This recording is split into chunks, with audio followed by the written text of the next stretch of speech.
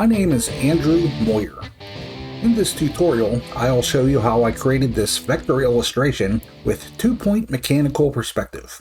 I'm using Inkscape 1.3, the latest version of Inkscape as of this recording.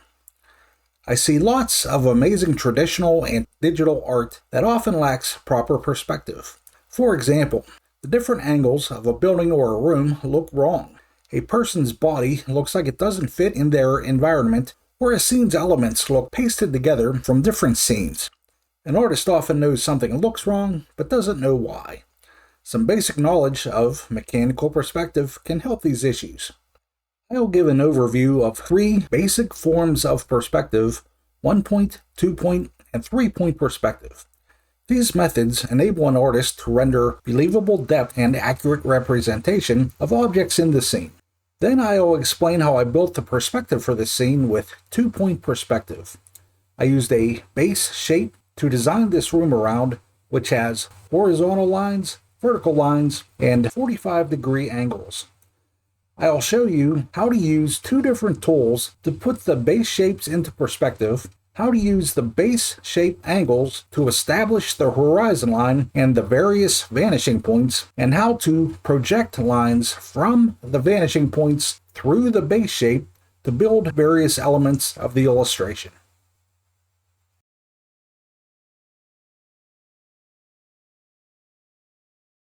When talking about 1-point, 2-point, up to 5 or 6-point perspective, the point refers to vanishing point. A point or points on the horizon line or elsewhere that receding edges of corresponding shapes recede toward. The horizon line is the height where the viewer's eyes see the scene. A standard example has someone on the beach looking at the horizon where the ocean meets the sky, which is also the height where the viewer's eyes see the scene. 1-point perspective has one vanishing point on the horizon line.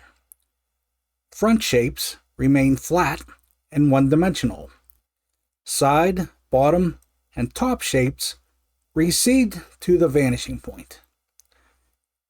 1-point perspective is a very limited perspective and not very accurate to reality.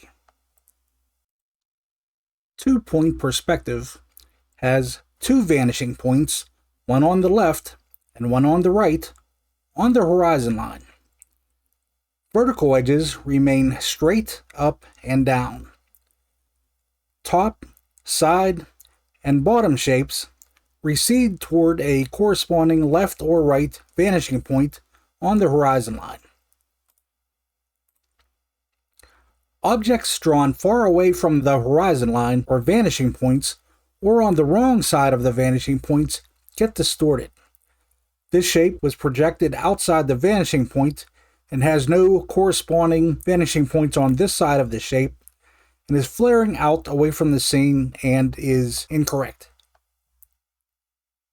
3-point perspective has three vanishing points, one on the left side, one on the right side on the horizon, and one above called the zenith, or below called the nadir.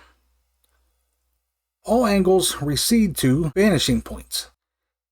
The edges that were straight up and down vertical before now recede towards a bottom or a top vanishing point. Objects get distorted when projected past the vanishing points or the horizon line. With a top vanishing point, shapes projected below the horizon line get distorted. In this scene, we are looking up at the scene from below. Here's our horizon line, and here's a shape projected below the horizon line. We see the shape flaring at the bottom, which is distorted and incorrect. With a bottom vanishing point, shapes projected above the horizon line get distorted. With this scene here, if I were to project a similar shape above the horizon line, you would see the same distortion, but flared in the opposite direction. Shapes outside the triangle of the three vanishing points get distorted. With the three vanishing points, It creates essentially a triangle. Anything drawn outside of that triangle shape has the same flaring in the incorrect direction and is distorted.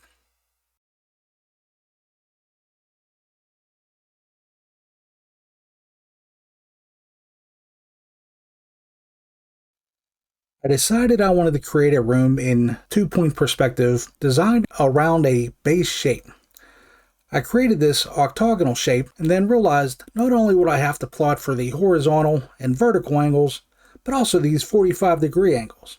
I'll discuss how to plot for the 45-degree angles later in the tutorial.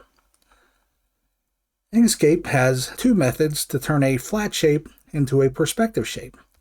One is Path Effects, Perspective Envelope. Another is Extensions, Modify Path, Perspective. We'll go over the second method later on. We'll discuss this Path Effects method now. I created this shape out of a number of rectangles, which I'll demonstrate here. From my rectangle tool, I simply draw out a rectangle. I'll hit Ctrl D to duplicate, click once, bring up the rotation handles, and I'll hold Ctrl and drag. That constrains it to 15-degree angles until I have it vertical. I'll hit Ctrl D again to duplicate, and I want to create a slightly smaller version of this, so I'll hold the Shift button while I drag, which constrains the scaling to scale equally on both sides. Holding Shift, click rotation handle, hold Control, Control D to duplicate, object flip horizontal. To flip that shape, I'm going to select it all, get a path, and union. Now you see a similar shape to this one I've created here. To get to the Path Effects menu, we would go to Path, Path Effects, which opens this dialog. With nothing selected, you see the text window saying Add Live Path Effect with the drop-down arrow grayed out, with the direction to select a path, shape, clone, or group. When I select a path, in this case one that I've already named, we get Original Base Shape. Is what I've named this shape and saved it into my layers. If I were to not name a shape, it comes up as the generic designation. So selecting my shape, if I know what live path effect I want to use, I can simply start typing here. Or I can select from a couple dozen different options in this drop-down menu. Every one of these, if you hover over it, comes up with a brief description of what the tool does. In this case, I want Perspective Envelope, which says transform the object to fit into a shape with four corners, either by stretching it or creating the illusion of a 3D perspective. When I click on that, with my shape selected, nothing apparent happens. I'm going to leave all these defaults alone.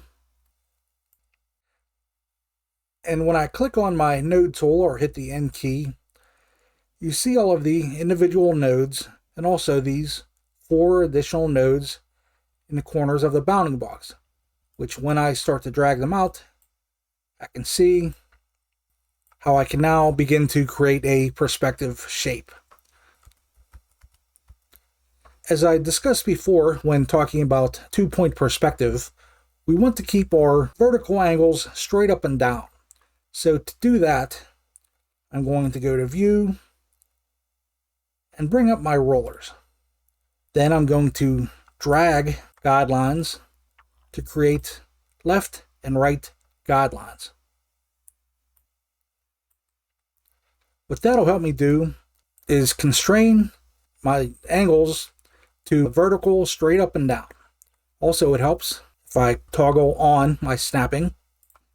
So now I should be able to drag and snap to these guidelines.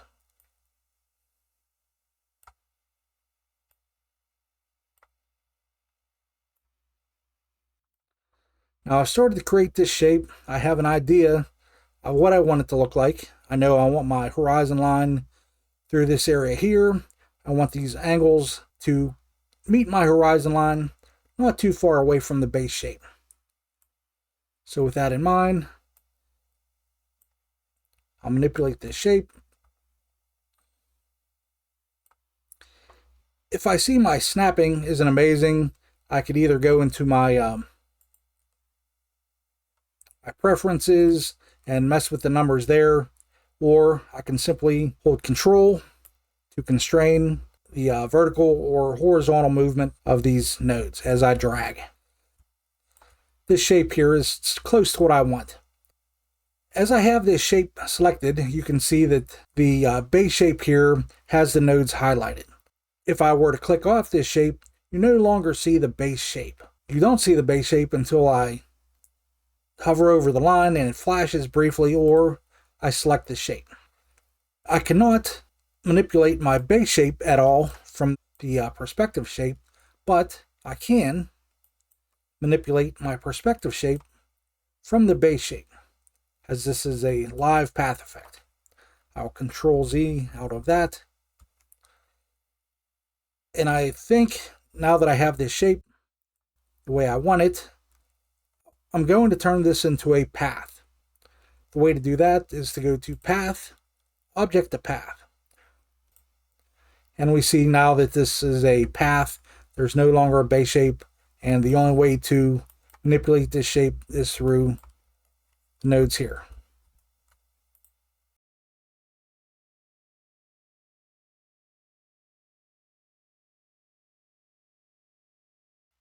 Now that I've created this perspective shape from my base shape, I need to find my horizon line and my left vanishing point.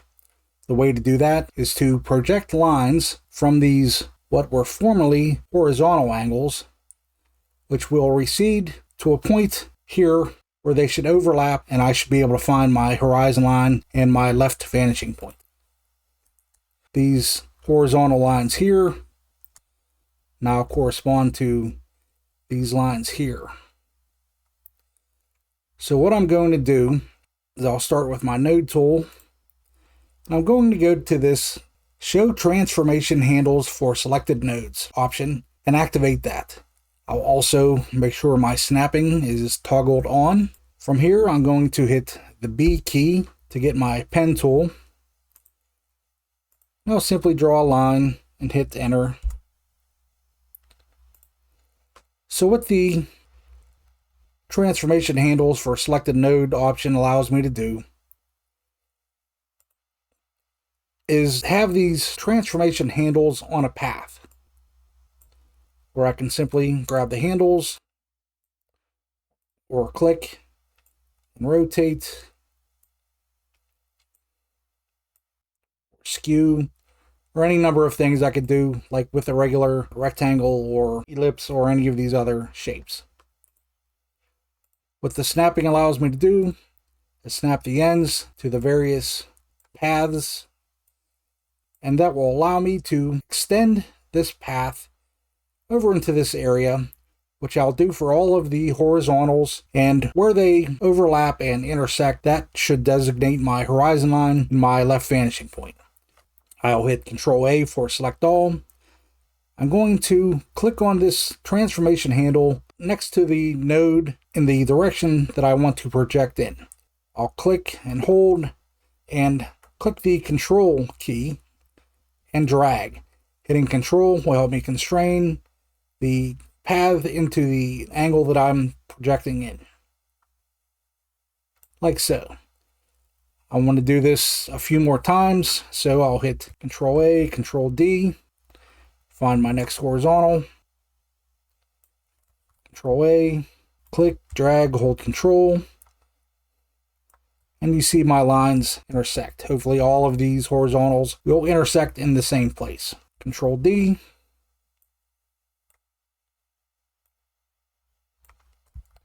Control A, click, hold Control, drag. So far, so good. Control D. My final horizontal. Control A, click, hold Control. And as you can see, all of these horizontal lines recede and intersect in the exact same place. From here, I can plot my left vanishing point by dragging a guideline over from my ruler, and my horizon line by dragging a guideline down. So now I have my left vanishing point and my horizon line. I want to keep these lines to build some other angles, so I'm simply going to clean this up a little bit by dragging that left node over onto the vanishing point and horizon line.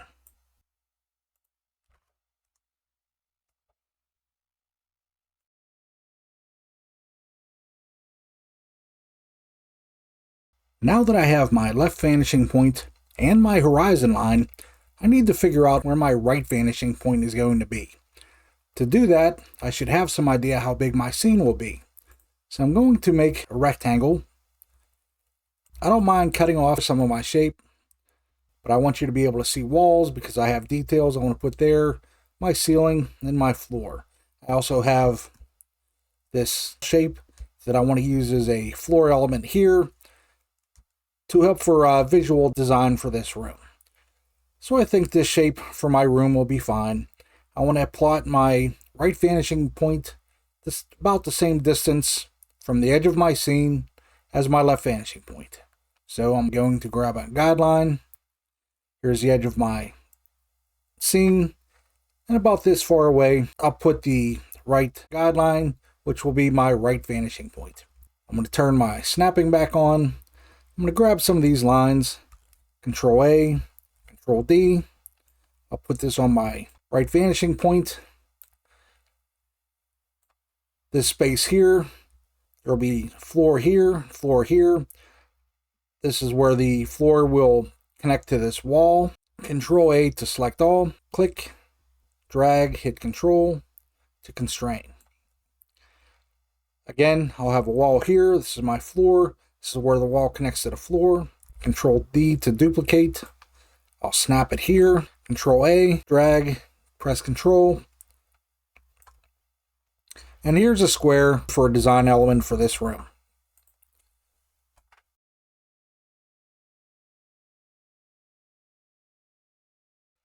I've adjusted my scene so that we can see the entirety of this square here that I'm going to project my second base shape into.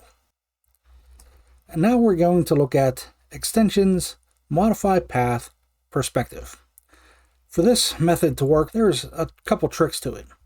First, the object that you want to project and the shape that you want to project into both need to be paths. If I were to have this text, which is just plain text, and try to project it into this rectangle, I'm going to get an error.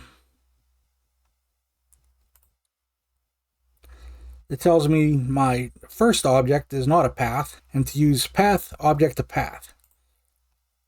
So I'll turn my text into a path. Now that I've done that, I'll select, hold shift, select this, extensions, modify path, perspective. I'll get a similar error now telling me second object is not a path, and to use path object to path. Turn this into a path. Select, hold shift, select, extensions, modify path, perspective. Now we're going to see another kind of error. My text path has disappeared. Because of layering, it projected it underneath this rectangle. And when I move my rectangle, we see the text is going in a vertical direction. Well, I want it to be read from left to right, not top to bottom. So here's how to fix that. First, you can't just use a generic rectangle. You actually have to draw your shape. So I'm going to hit B to get the pen tool. And I'm going to draw this shape from the bottom left, going clockwise to the top left, the top right, bottom right, and then complete my shape. And what will happen now, select, hold shift, extensions, modify path, perspective, is now it creates my text the correct way.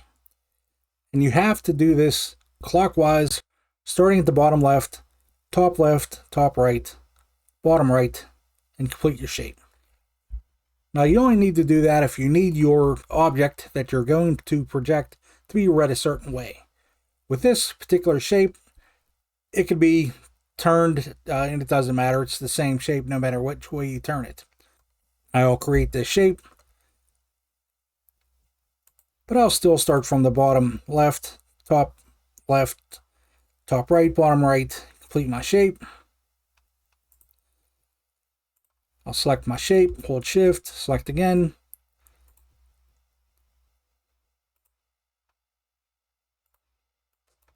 And now we see the shape has been projected into my square.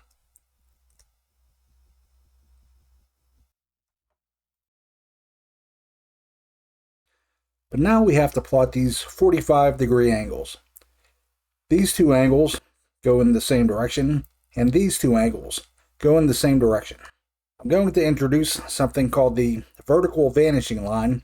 We're going to see the 45-degree angles on vertically situated angles will arrive on this line that is directly above or below the left vanishing point. If this scene were flipped, it would be similar to the right vanishing point, where 45s or other degree angles would arrive somewhere on this vertical vanishing line. Also, we'll see this horizontally situated shape with these 45s here and here that go in the same direction, and here that go in the same direction will arrive on the horizon line. So let's see how that works. Hit B to bring up my pen tool, draw a line, hit enter. I'm going to make sure my show transformation handles for selected nodes is on, toggle on my snapping. I'm going to make this black so we can see it easier.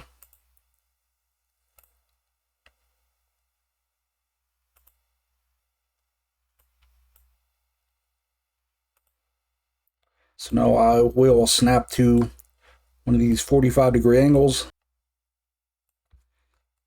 Control A, click with Control, drag, and this line projects onto the vertical vanishing line underneath the left vanishing point. I'm simply going to hit Control D to duplicate, grab this top node, and move it over here, and we see that it lies exactly on this bottom 45-degree angle, and we can be confident that both of these 45-degree angles are correctly plotted at this vanishing point here. So I'm going to drag down a guideline, keep track of that. Now we have a top 45 that we're looking for. I'll drag this onto one of the other sets of 45s. Control A, click, hold Control. We see this line projects onto the vertical vanishing point here. Control D. And lies exactly across this 45-degree here. So we can be confident this is the appropriate point to plot this vanishing point at. I'm going to drag a guideline to keep track of that. So now we also have these 45s to find. Get these lines out of the way. I'm going to grab this one, duplicate,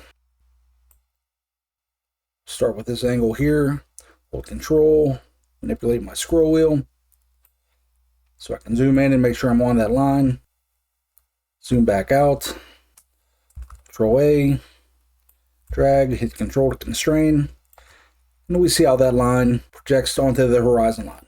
Control D, should lay right on this line here, which it does, so we're confident these two angles, this is the proper vanishing point for these two angles. These two angles will lie way outside of our scene, but I'll plot those just to prove the point. Control D, Control A, Control to constrain. We see this hits here on the horizon line. Control D, zoom in, should fit right on this line, which it does. So we can be confident this is the appropriate vanishing point on the horizon line for these horizontally situated 45-degree angles. I'm not going to put a guideline for that one.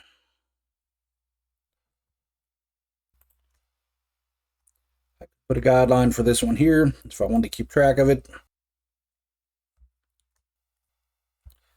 So now we've seen 45-degree angles that can be plotted above or below the left or right vanishing points on a vertical vanishing line. Whether vertically situated, they will go on this vertical vanishing line, or horizontally situated, they'll go on the horizon line.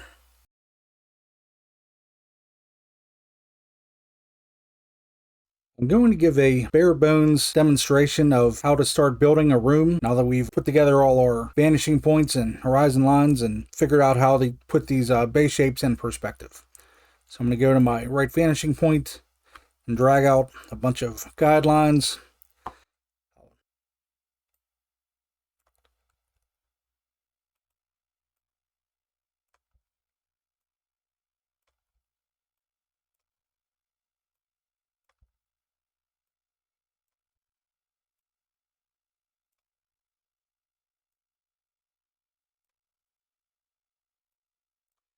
And so now what I'll do is I'll grab my pen tool and start building up the actual shapes.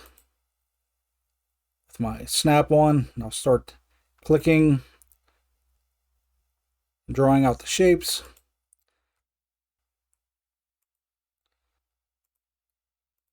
Color to that fill so we can actually see what we're doing.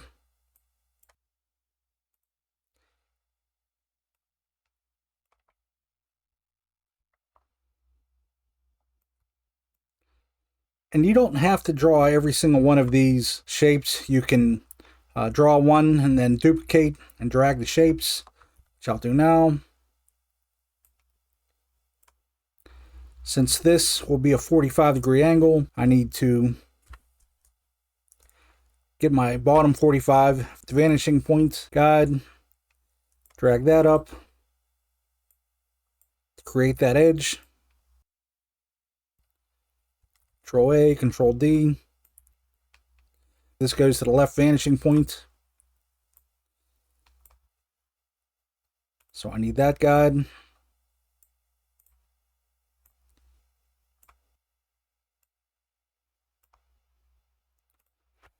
Control A, Control D. I'm just going to snap this to this point.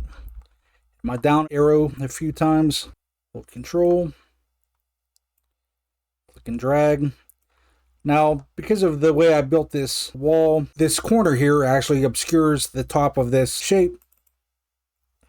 So I'm going to add another node by double clicking on the path, putting it there. From here, since I can't really just drag a shape and be able to figure out where it's going to land on this side, I'm going to grab this shape because I know this will be the end of this ledge down here. Control D, back to my node tool. Hold Control to constrain.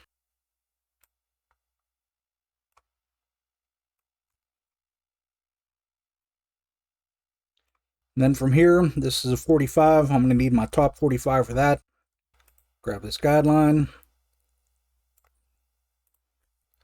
Control A, Control D.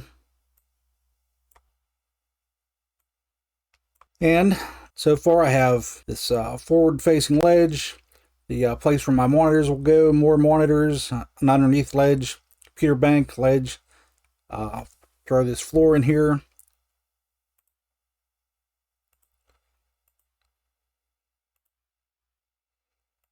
This will be a wall over here. I'll add that. One thing to be careful of is the snapping distance. The snap is inaccurate. You snap over here, over here, over here, and you wind up zooming in later and realizing that your snap was way off. They all start to add up, all those little mistakes after a while. So you need to be as accurate as possible and zoom in as much as you need to make sure you're snapping to what you think you're snapping to. Now, like I said, these are two monitors up here. There's a method to divide this in half to figure out where this shape will divide at. I'm going to draw an X, hit enter. I know this has a fill in it, so I'm going to get rid of the fill.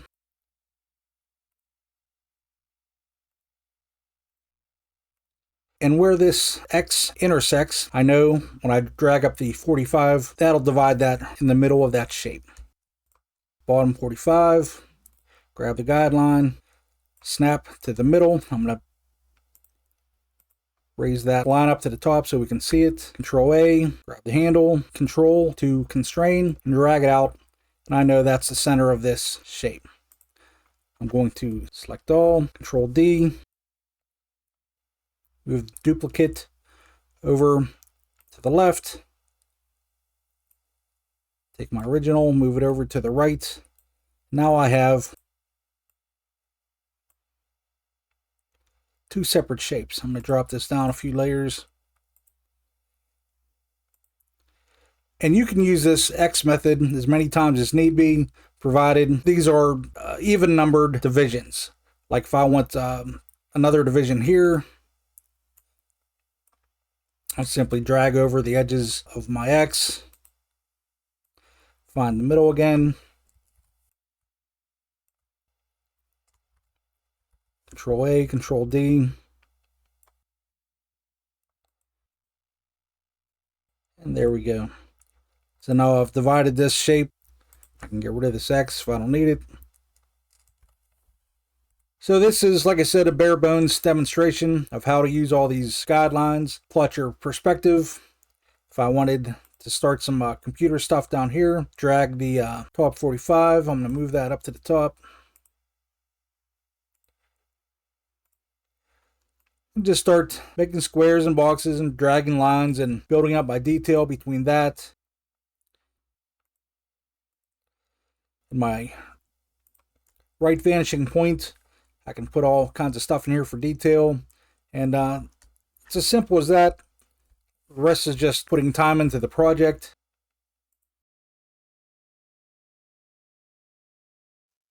Now, as a brief overview, I will show how all of that perspective plotting and base shapes went into making this scene. So here's my base shape. I didn't actually use very much of it, but as you dive into the scene a little bit, you can see echoes of the shape as it goes back into perspective and how it helped to build all of these different shapes. Here's my horizon line, which represents the viewer's eye height. Here we can see that in our scene. And I'm going to show Psimon's body along with the left vanishing point so that we can see that even not just techie details and building angles and whatnot are something to use perspective with, but also human anatomy. So the left vanishing point, all left to right lines receding to the viewer's left beat at this point on the horizon line. So not only do we see all the techie wall details, all the air conditioning or cooling units for the computers or whatever all this stuff is supposed to be, air ducts, but also this character here, even the element on the back of his head. All of this, his shoulders, elbows, hands, all of this can be plotted in 2-point perspective. So we see our wall. So our techie wall details, our floor details, even just the line down the middle of the floor, reflections, shadows, all of this can be plotted in 2-point perspective. The corners between the wall and the ceiling, all of the little details. Next we'll look at the right vanishing point. All left to right lines receding to the viewer's right meet at this point.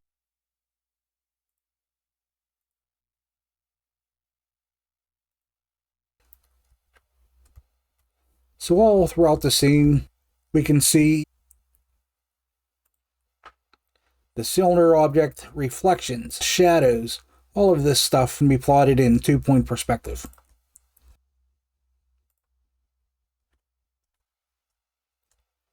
Even the glitches in the monitors, the noise on the monitor, all of these details, where the walls meet the ceilings, light fixtures, details, The majority, basically everything else that isn't going this way on the 45 is plotted going to the right vanishing point here on this computer bank, where the front ledge meets the floor, the reflections, the shadows, all of this can be plotted in 2-point perspective.